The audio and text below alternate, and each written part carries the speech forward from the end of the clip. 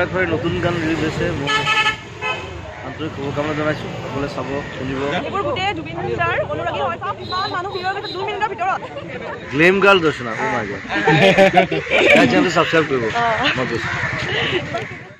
hey guys আৰু আজি ভ্লগটো start কৰিলোঁ আৰু এতিয়া মই গৈ আছোঁ গুৱাহাটী প্ৰেছ ক্লাব যোৱাকালি ভিডিঅ'টোত কৈছিলোঁ যে আজি ক'ৰবাত যাম তাই আৰু মই চাই দিয়া আজি আৰু তাই মোক উঠাইছে তথাপিও উঠিছোঁ যদিও ভয়ে ভয়ে উঠিছোঁ তাইৰ লগত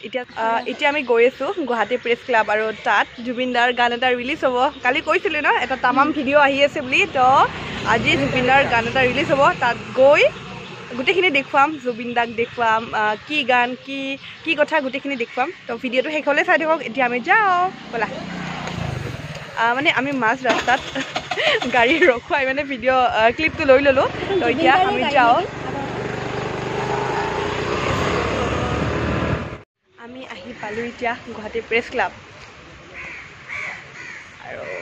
এইটো যে লাষ্টৰ যে কনফাৰেঞ্চ হলটো দেখিছে তাতে হ'ব আমাৰ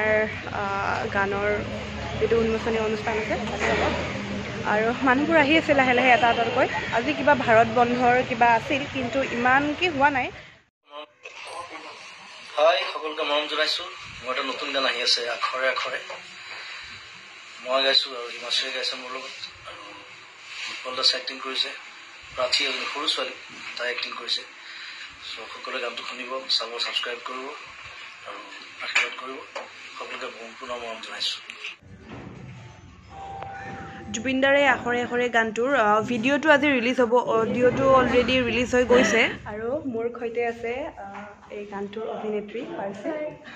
মোৰ ফুল নামটো কৈ দিয়া প্ৰাচী কুনাল কৌশিক তুমি শুনিছোঁ ক্লাছ 6ত পঢ়া তুমি চাগে ইমান কম বয়সৰ অভিনেত্ৰী উৎপল দাৰ লগত মানে ভিডিঅ' কৰিছে ন মোক সৰুৰ পৰাই মোৰ লাইক আশা আছিলে এক্ট্ৰেছ বনা ডাঙৰ মডেল হোৱা আৰু মোৰ পেৰেণ্টছকো লাইক মোৰ মাকো বহুত ভাল লাগে সেইকাৰণে মই একদিন আৰু লৈ গৈছোঁ ঠিক আছে ভাল লাগিল লগ পাই আৰু ভাল ভাল কাম কৰিছা আৰু খুব ধুনীয়া লাগিছে আমি আহি বহিছোঁ আৰু মানুহবোৰ লাহে লাহে আহি আছে এজন এজনকৈ আৰু এতিয়া ষ্টাৰ্ট হ'ব এতিয়া 3টা বাজি গ'ল 3:10 হ'ল ঘড়ী পিন্ধিব পাহৰিছোঁ এনে হাতৰ ফালে 3:10 হ'ল আৰু অভিনেত্ৰীগৰাকী দেখিলে ক্লাছ 6ত পঢ়ি ইমান সৰু ছোৱালী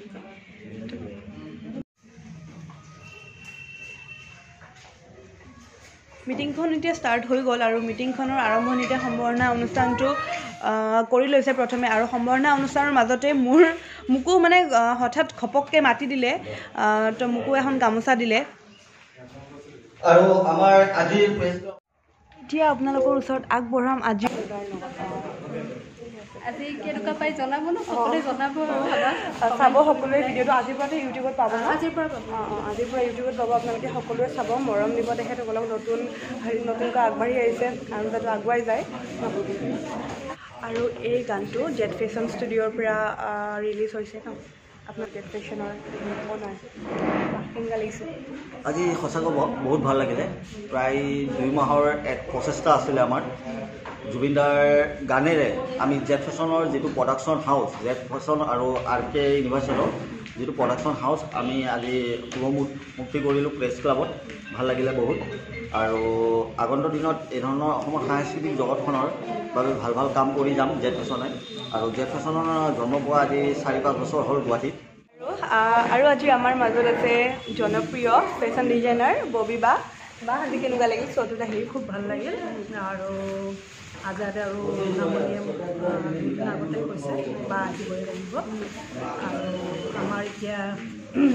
নতুন আজি আহি ভাল লাগিছে ৰিলিজটো চালোঁ আৰু বিচাৰিছোঁ মই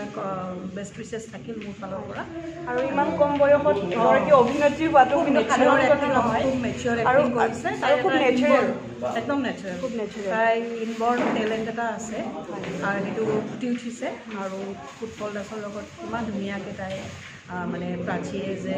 এক্টিংটো কৰিছে একদম নেচাৰেল যেন লাগিছে এক্টিং যেন লাগাই নাই আৰু খুব ভাল লাগিছে তোমাক আজি তোমাৰ কথা শুনিও ভাল লাগিল আজি আমি প্ৰথম চিনাকি লগ পাই থাকিম এতিয়া মোৰ আজি ৰাইজক ক'ব বিচাৰোঁ RK ইউনিভাৰ্ছ বুলি আজি ৰুণামণি কৌশিকৰ প্ৰডাকশ্যন হাউচ এটা আছে তাত ময়ো এজ আ শ্ব' ডাইৰেক্টৰ মানে এই প্ৰডাকশ্যন হাউচৰ পৰা আমি 25 এপ্ৰিল মানে ভেন্যু এতিয়াও হেৰি হোৱা নাই ডিচাইড হোৱা নাই